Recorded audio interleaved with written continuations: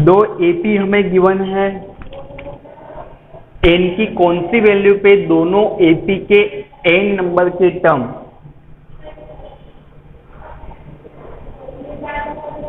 Equal होंगे, बराबर। N की कौन सी वैल्यू होंगी जिसमें दोनों टर्म्स इक्वल होंगे दोनों एपी के। तो सबसे फर्स्ट ऑफ ऑल हम क्या करते हैं, दोनों एपी को लिख देते हैं स्टूडेंट, बराबर।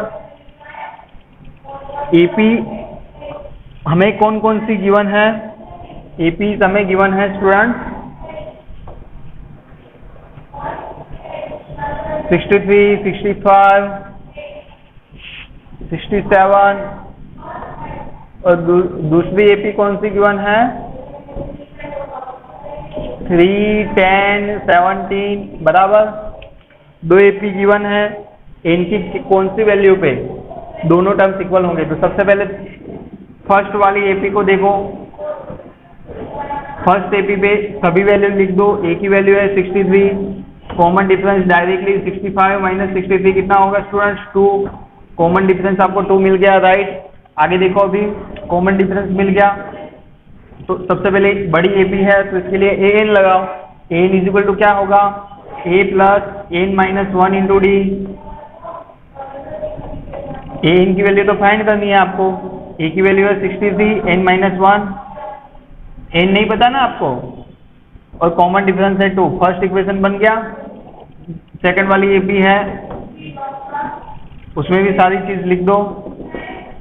ए की value 3, common difference 10 minus 3 is equal to 7। Common difference आपको 7 मिल रहा है, इसके लिए स्मॉल ए एन लिखो। क्या लिखो small a n. A plus n minus 1 into d, बराबर ना। मतलब कि 3 प्लस 7 माइनस 7 तो आएगा नहीं, एन ही तो आएगा जो हमें फाइंड आउट करना है। ये second. 4 capital a n is equal to small a n, बराबर। दोनों nth टर्म इक्वल होने चाहिए ना, ऐसा तो क्वेश्चन में गिवन है, तो ध्यान से समझना। अभी दोनों इक्वेशन को कंपेयर कर दो। 63 plus n minus 1 into 2 is equal to 3 plus n minus 1 into 7। So क्या करेंगे यहाँ पे, इस वाले टर्म को इस साइड ले आओ। 63 माइनस 3 एन माइनस 1 इंटू 7 है, ये वाले टर्म को इस साइड ले आओ। N minus 1 into 2 right hand side, बराबर। यहाँ पे होगा 60 इज इक्वल टू क्या होगा एन माइनस 1, दोनों में कॉमन है स्टूडेंट। या फिर ऐसा भी तो कर सकते हैं 7 n minus 1 minus 2 n minus 1। 7 में से 2 गए तो 5 एन माइनस 1, कितने 5 एन माइनस 1, बराबर। 60 डिवाइड बाई 5, 5 इस साइड आएगा, एन माइनस 1 12 आंसर आएगा। 60 डिवाइड बाई 5 12, माइनस 1 इस साइड तो प्लस 1, तो 13 is equal to n. N की वैल्यू कितनी मिली 13, 1 से 13, सिंपल है ना।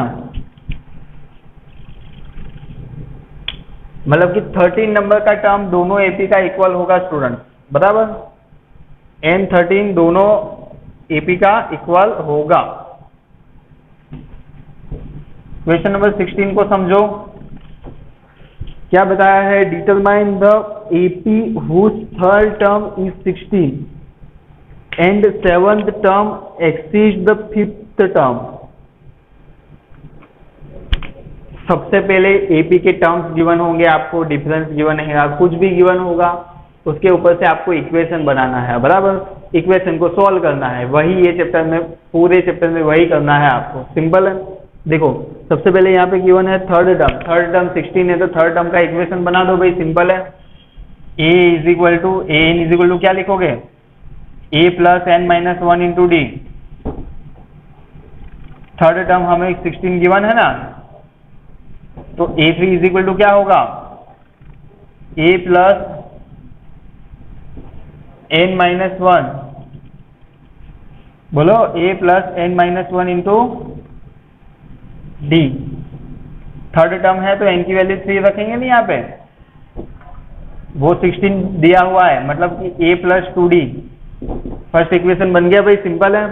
आगे क्या गिवन है, and the seventh term exist. Seventh term जो है A7 वो कितना है A5 से 12 ज्यादा है, इसमें से दूसरा इक्वेशन मिल जाएगा भाई। देखो A plus 7 minus 1 into d, यहाँ पे मिलेगा A plus 5 minus 1 into D, और 12 तो है ही यहाँ पे। तो दोनों साइड ए कैंसल, यहाँ पे 6d is equal to 4d plus 12। 4d को इस साइड ले आओ, 6d minus 4d 2d is equal to 12। तो d की वैल्यू आपको यहाँ से मिल गई 6। d की वैल्यू क्या मिल जाएगी स्टूडेंट? 6। सिंपल है ना। ऐसा कोई भी क्वेश्चन आ सकता है एग्जाम में, कॉन्सेप्ट को समझना है। जो वैल्यू दी हुई है, आपको स्टेटमेंट दिया हुआ है, उसके ऊपर से इक्वेशन बनाना है। इक्वेशन में से दो अननोन होंगे तो उसमें से एक को एलिमिनेट करना है, दूसरे की वैल्यू फाइंड करनी है। दूसरे की वैल्यू कोई भी दो इक्वेशन में रख देनी है, तो दूसरे की भी वैल्यू मिल जाएगी आपको। डी की वैल्यू मिल गई, देखो उसको क्वेश्चन नंबर 1 में, इक्वेशन नंबर 1 में रख दो। 4d is equal to 6 in equation number 1। Equation number 1 में रख दो 16 is equal to a plus 2 into 6 a plus 12। 12 इस साइड ले आओ, मतलब कि 4 इज इक्वल टू a। क्या होगा student? 4 is equal to a की वैल्यू कितनी मिलेगी? 4 मिलेगी, बराबर ना। सिंपल है। देखो नेक्स्ट क्वेश्चन 17 नंबर का। Find the 20th terms from the last terms. Find the 20th terms from the last term of the AP। बराबर, लास्ट टर्म है, लास्ट टर्म से काउंट करना है, लास्ट टर्म से 20th टर्म आपको find करना है स्टूडेंट। क्या करना है? लास्ट टर्म से 20th टर्म आपको फाइंड करना है, पीछे से। रोल नंबर में नहीं बोलते लास्ट में से सेकंड कौन है, बराबर। वैसे जो AP है उसके जो लास्ट टर्म आए उससे 20th टर्म आपको फाइंड करना है। तो एक चीज कॉमन है, सबसे पहले हमें लास्ट टर्म तो फाइंड करना पड़ेगा। तो लास्ट टर्म फाइंड कर लो सबसे पहले। AP गिवन है, A की वैल्यू है 3, D की वैल्यू है 5, n लास्ट टर्म आपको गिवन है 253। So n is equal to a plus n minus 1 into d, मतलब कि 253 is equal to 3 plus n minus 1 into d है 5। इसको इस साइड ले आओ, 250 होगा n माइनस 1 इंटू 5, मतलब कि 250 डिवाइड बाई 3, 250 डिवाइड बाई 5 होगा ना, 5 इस साइड आएगा, is equal to n minus 1।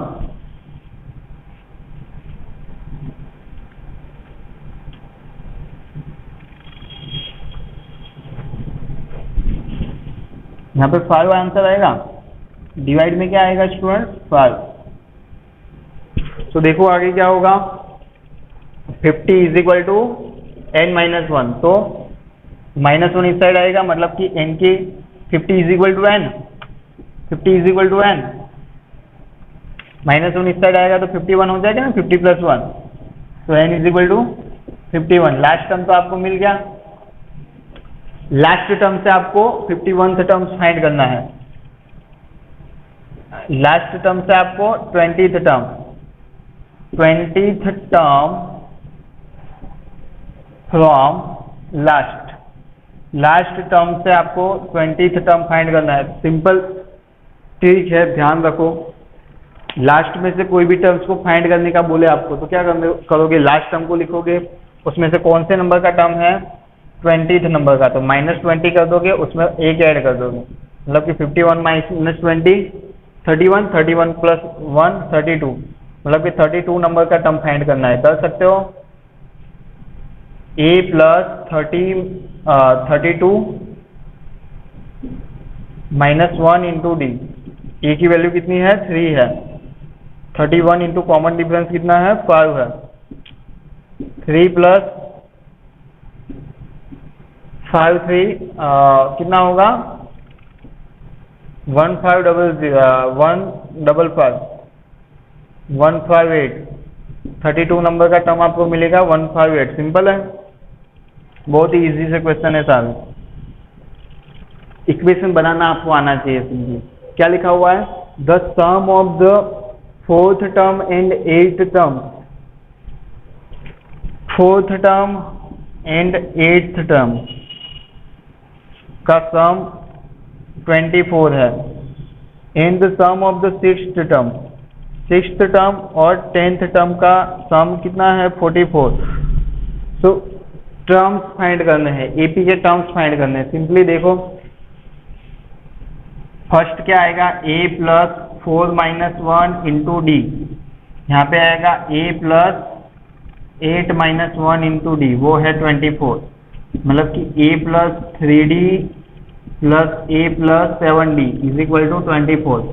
First जो है ना स्टेटमेंट, उसके ऊपर से मैं ये कर रहा हूँ, a plus 8 2a, 3 plus 7 10d is equal to 24। ये फर्स्ट इक्वेशन मिल गया आपको, बराबर। फर्स्ट इक्वेशन नहीं, उसको 2 से डिवाइड कर दो तो क्या होगा, a plus 5d is equal to 12, बराबर ना। 2 कॉमन ले लिया हमने, देखो समझो, यहाँ से 2 कॉमन लोगे तो a प्लस 5d आएगा, सिंपल है, ध्यान से समझना। और यहाँ पे क्या होगा, 2 मल्टीप्लाई बाई 12, 2 2 कैंसिल हो जाएंगे, इस तरह भी कर सकते हो ना आप, a plus 5d is equal to 12। ये है इक्वेशन नंबर 1। इक्वेशन नंबर 1 हमने कंप्लीट किया। उसके बाद देखो, a6 प्लस a10 54 गिवन है, so a plus 6 minus 1 into d, a10 number का टर्म मतलब a plus 10 minus 1 into d is equal to 44। बिल्कुल क्या होगा, a plus 5d, a plus 9d, वो होगा 54, मतलब कि a प्लस 8 2a, 5 प्लस 9 कितना, yes 14d is equal to 54। इसमें से भी 2 कॉमन, इसी मेथड से करना है, डायरेक्ट लिख रहा हूँ, यहाँ पे a आएगा, 14 का आधा 7d, यहाँ पे 22। 2 इक्वेशन मिल गए, 2 अननोन है। क्या करोगे, इक्वेशन नंबर बड़ा कौन सा है, ये है 2 है, इक्वेशन नंबर 2 में से इक्वेशन नंबर 1 को सब्ट्रैक्ट कर दोगे। इक्वेशन नंबर 2 ये है, उसमें से इक्वेशन नंबर फर्स्ट कौन सा है, ये वाला, सब्ट्रैक्ट कर दो, सिंपल। a कैंसिल, यहाँ पे आएगा 2d, यहाँ पे होगा 10, मतलब कि d की वैल्यू 10 डिवाइड बाई 2, मतलब कि d आपका होगा 5, d आपका होगा 5, सिंपल है।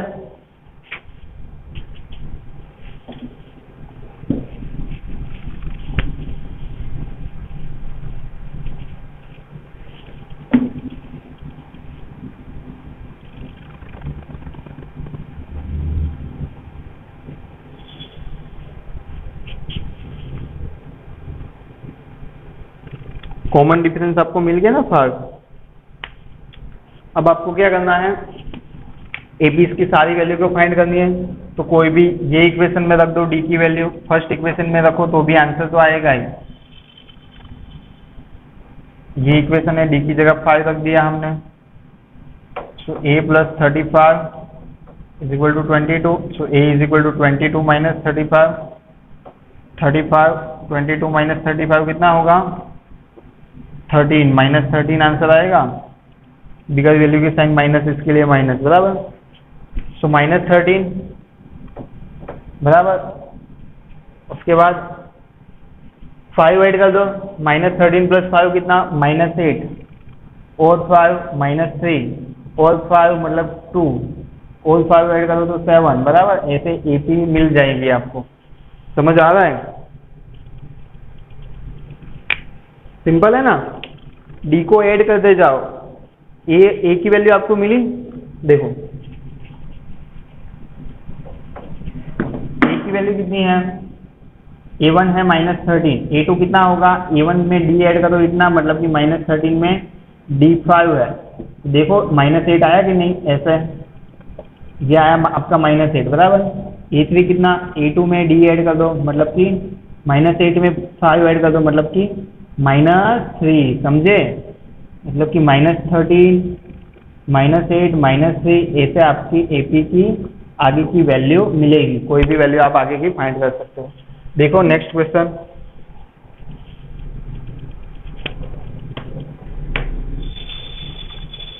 Subba Rao started work in 1995।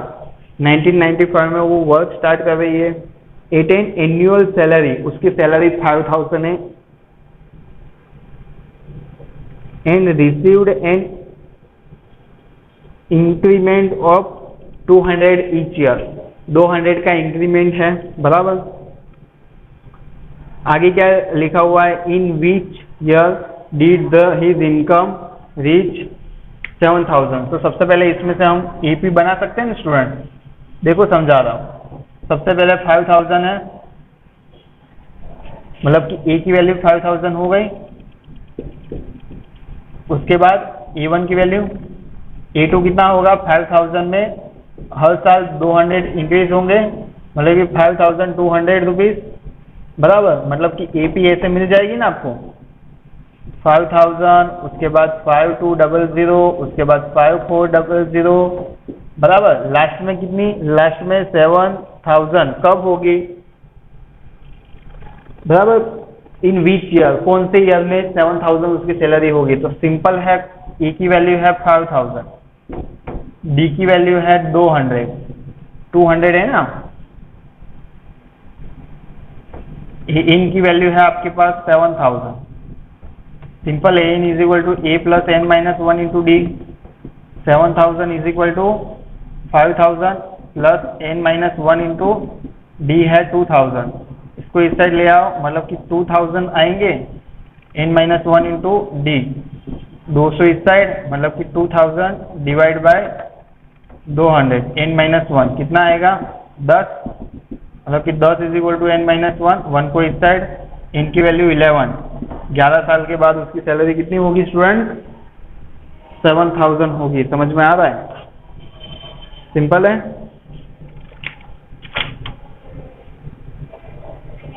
Last question है, उसके बाद हम एक्सरसाइज नंबर 5.3 को स्टार्ट करेंगे, तब तक इतना देख लो।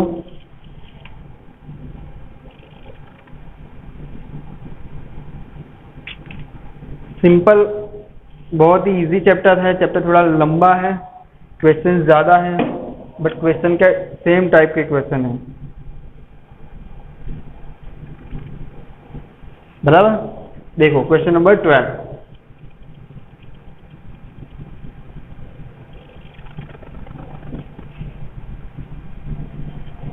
Last question.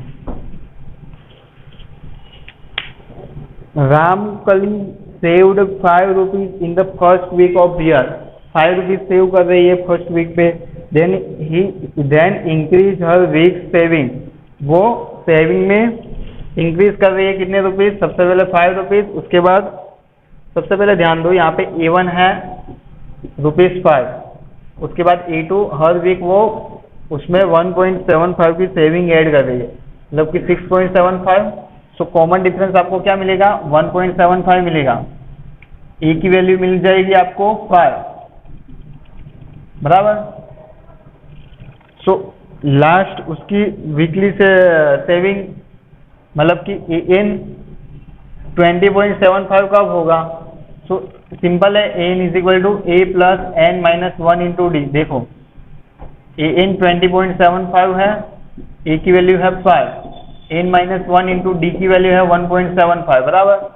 सो 5 को इस साइड ले आओ, मतलब कि 15.75 आएगा, 20.75 में से 5 जाएगा, मतलब कि 15.75 आएगा, is equal to n minus 1 into 1.75। 1.75 multiplication में राइट साइड डिवीजन में आएंगे। देखो यहाँ पे ऐसे देखने में हार्ड लग रहा है डिवीजन, बट बहुत ही सिंपल है। पॉइंट के पीछे 2 डिजिट है, 2 0 नीचे लगा दो, डिनोमिनेटर में पॉइंट के पीछे 2 डिजिट है, 2 0 ऊपर लगा दो, ये कैंसर, n माइनस 1। अभी 175 है, किससे मल्टीप्लाई करेंगे, 6 से मल्टीप्लाई करके देखते हैं, 6 से तो नहीं होगा, 6 5 30, 0 आएगा नहीं यहाँ पे, 7 से करो,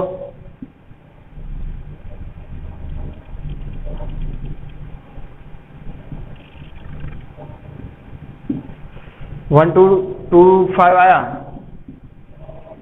9 से करके देख लो,